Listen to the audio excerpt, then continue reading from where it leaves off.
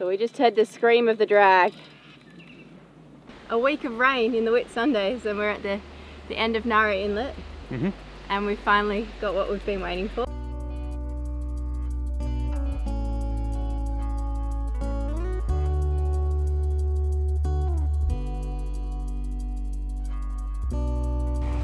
It's really hectic right now. We've got wind against tide and the boat is just washing machining everywhere, close hauled.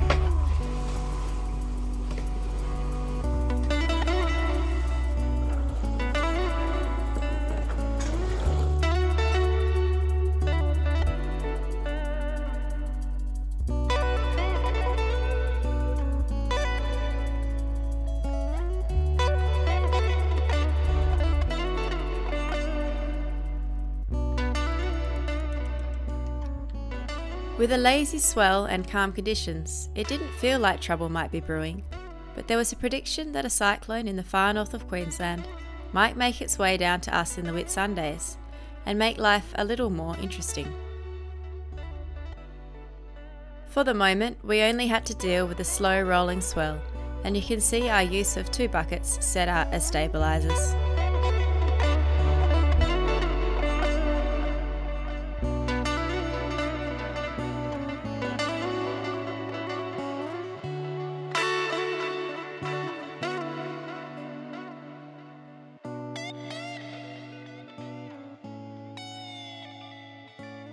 So we've made it to our new anchorage, just pulled up, and we know there's lots of fresh water there, and we've just seen some little goats appear.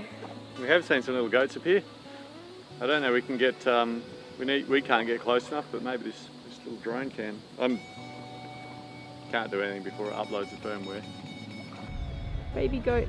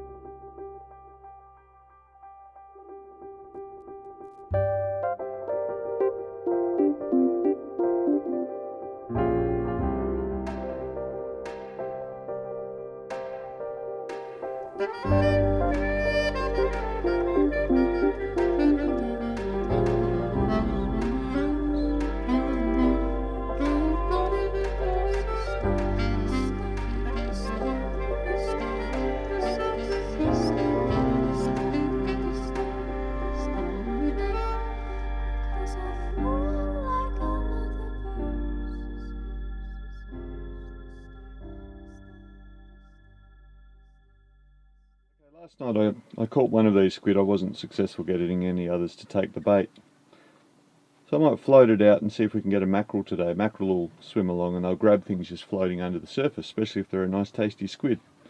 So what I've got is, I've got some wire trace, and that's connected to that hook you can see moving, and that's gone up through the inside of the squid. And then just another hook right at the top. I'm going to attach that to the clip, and that will hold the squid. So he'll be up like that. Now most of the time mackerel will slash feed, so they'll try and hit the thing halfway through and just bite it in half, then come back for the rest. So that hook at the bottom should do the business, but we do actually have that hook at the top as well.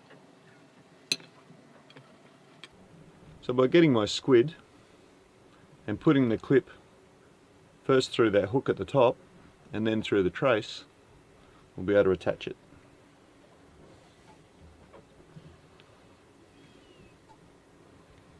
There's our squid. The trace is pretty much hidden inside. Anything that grabs that hook has this bit of hardware at the top to sort of dodge its teeth.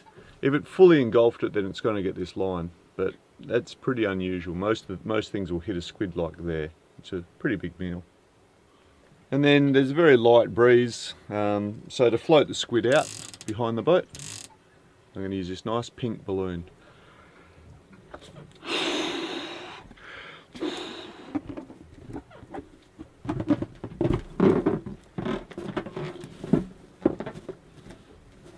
So I'm just going to poke the fishing line. I don't want to tie any knots in the fishing line, so I'll just poke it through that gap in the balloon there, like so. Pull it through. That's pretty much our setup. Now we just need to let the breeze slowly blow our mate out. You can see him down there. Alright, so the balloon's floating. It's about 1.5 boat lengths away. The rod's set. Strike drag's on, so I can go down and have my coffee and my breakfast now with Pascal. Probably a bit risky starting to film before I've had any coffee.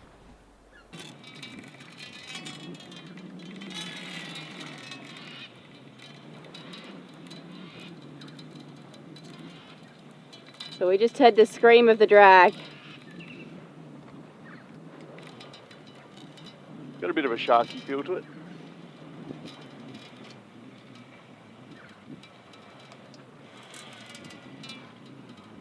Decent size. Oh. That might have been a GT even. Oh, playing dirty on the rocks. Yeah, ran us to a reef.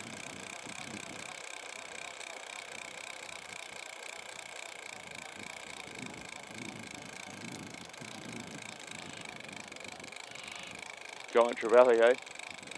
You reckon it was the Giant Trevally? Yeah. Anything that runs straight for a reef.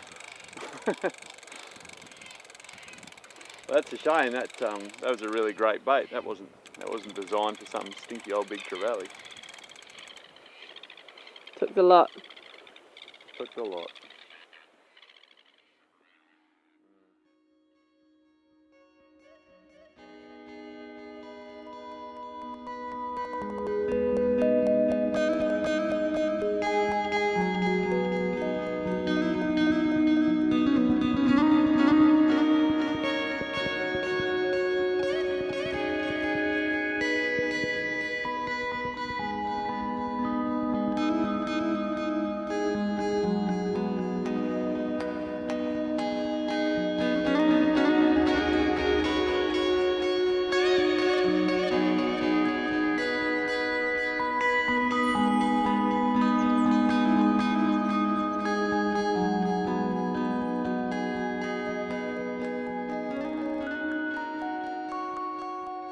A week of rain in the wet Sundays, and we're at the end of Nara Inlet. And we finally got what we've been waiting for. You seem happier than usual. Yeah. I know you're a happy person, but you seem even happier. Yeah, because I got fresh water and a beautiful waterfall. You might even be able to just hear it right behind us there. Yeah. So apart from a little bit of filming, there's no work going on today. We're going over there. We're going for a swim. I need to wash my hair. So we're going to scoot over to the waterfall in my new SUP board that I got as an early Christmas present from Troy. So we just pumped it up. It's an inflatable SUP, and we're going to use that instead of burning out forward fuel with the porta boat dinghy. Thanks for my totally awesome Christmas present, Dale. It's pretty good, wasn't it? It's a bit of a joint Christmas present now. Now that I've discovered you can roll it like a canoe, I've come around, haven't I? Yeah, you like it. I'm a grumpy old man in most things. It just takes me a while to adapt to the modern world.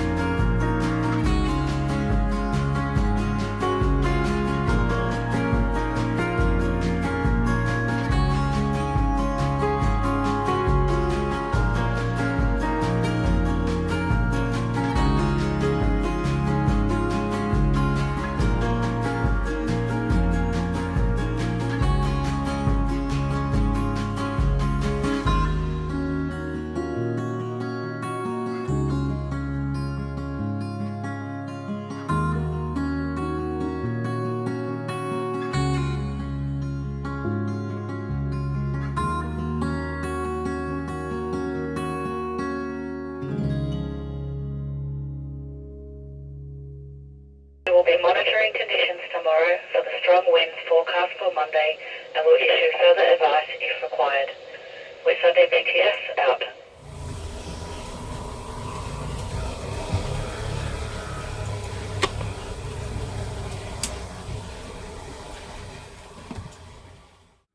We're still in Nara at the moment.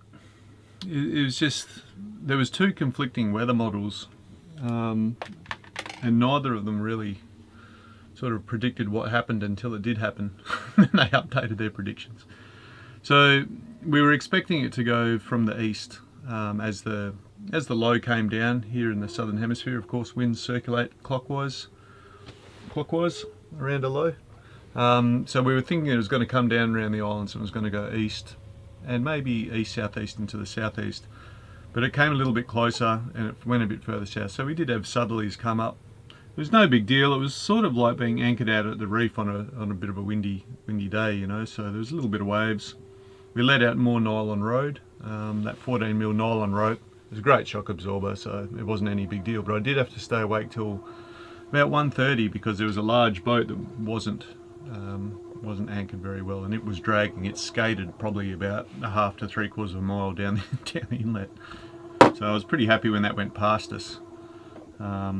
But it looked like there was a bit of activity on board that boat. But no, it was pretty calm on this one. And now it seems to have gone to the west. So that would indicate, what would it indicate? It indicates that low's just gone a bit further beyond us, but they think that it's going to come back up.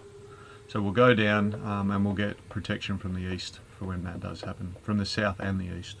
Right, so this is, the program that we're looking at here is windy.com, and it's on this tablet, so it gives not a bad graphic representation of where things lie.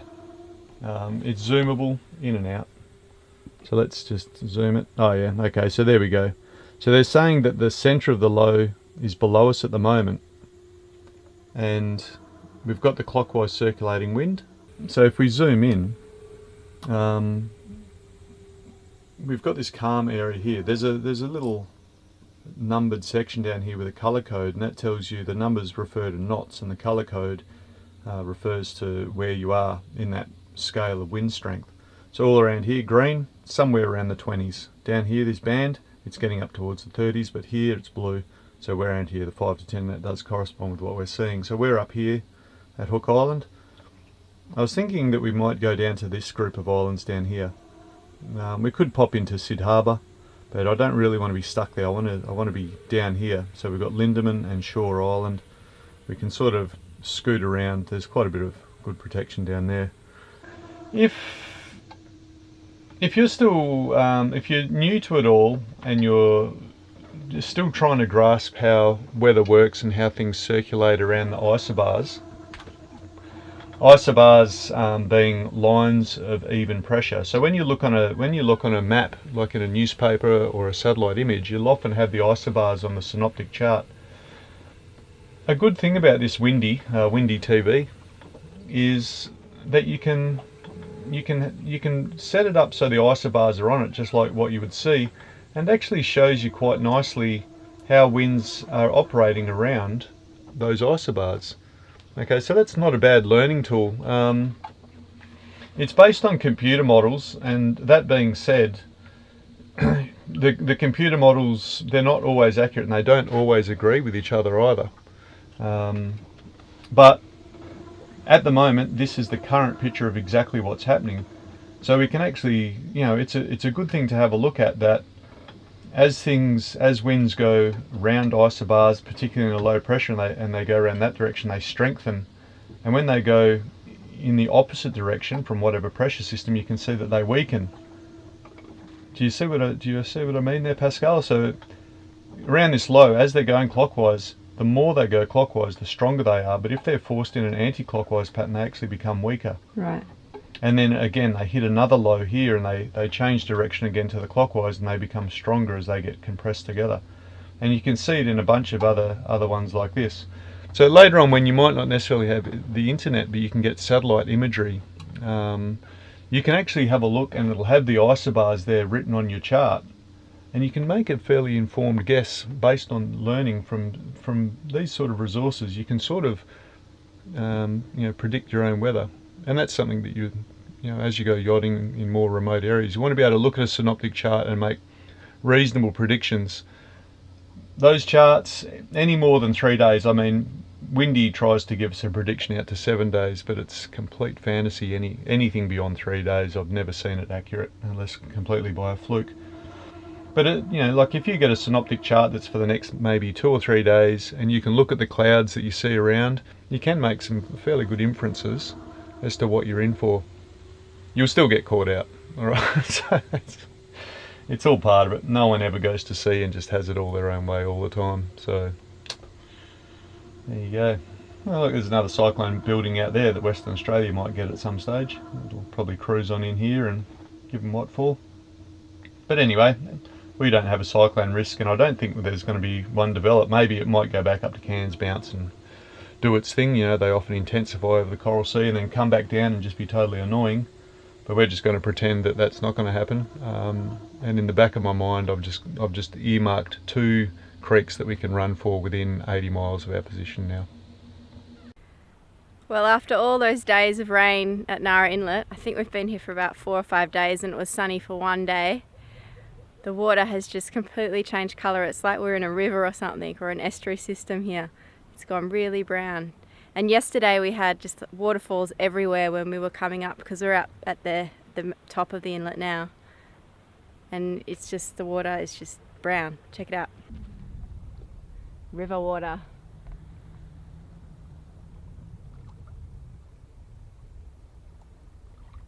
You're saying it's like that because of the fresh water? That brown in particular, the fresh water sits on top of the salt. So that's all the runoff water from all of the hills. Yeah, all the hills, all the tannin that's on it. But in particular, when you have fresh on top of salt, it often has that same coloration. I've dived in it before, and I'm not that keen to repeat the experience. But you often get through a brown layer and into a clearer layer underneath. Right. But I'd say those waves would have stirred it up. But it'll be a different colour underneath the fresh layer on the top. Okay. It's kind of weird. It is crazy.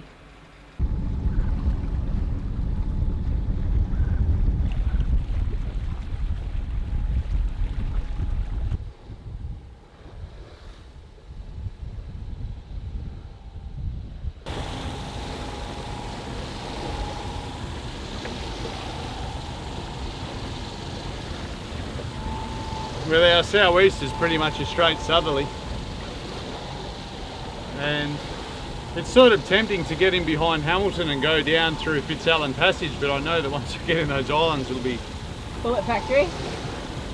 Not necessarily a bullet factory, I just don't know just how the winds will swirl and interact in there, so we're more likely to actually be headed, for that wind to come around through the gaps, and wind turns around corners in those big islands. So I think we'll just stay out here in the passage. We're going directly south, so it's predictable that the wind is directly south. I was hoping that it was going to be southeast and then we could go south, but there we go. It's a nice day for a sail anyway. It's a great day for a sail.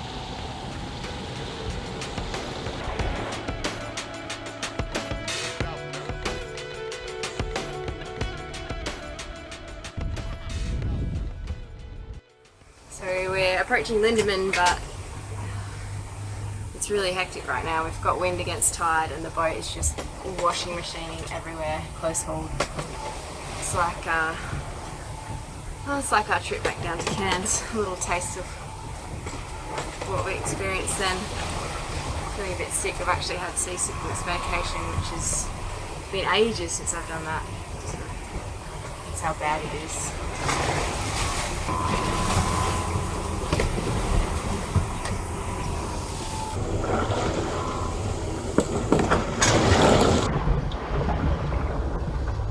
The valves in the toilet weren't sealed properly, and now I've got water down there. It's all in this bulkhead below the jerrys. So we're gonna have to bail that out when we get into port. That is the culprit. Bad toilet. Bad.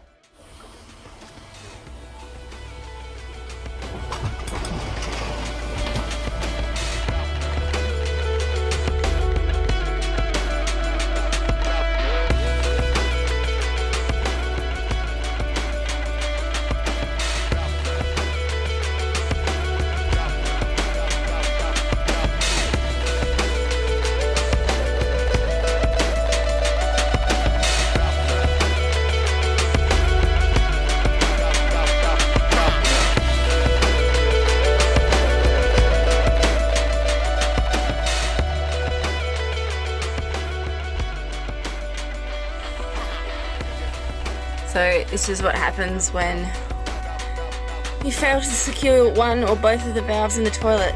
This time it was the out valve. The water out valve was letting water in. And there's more down here under this bucket.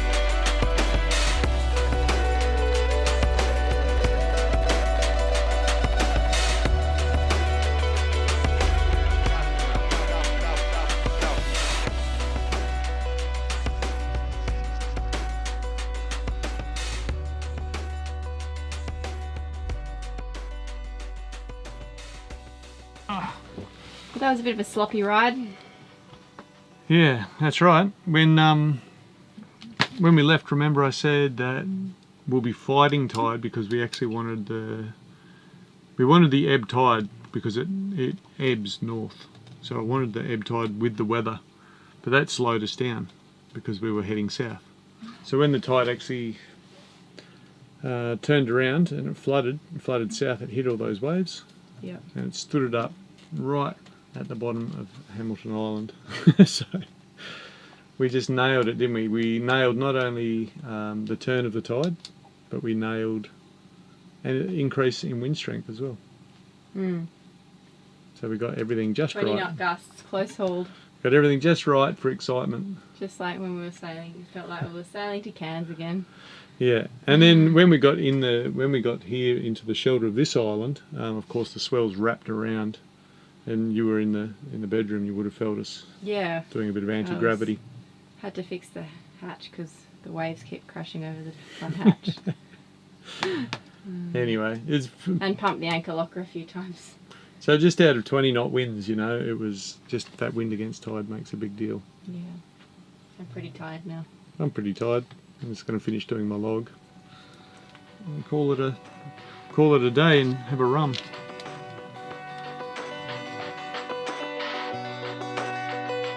If you enjoyed this week's video, please don't forget to give it a like. If you're interested in making a donation or becoming a patron, there are links in the description of this video to our crowdfunding websites. As always, thank you for watching Free Range Sailing and see you next week, folks.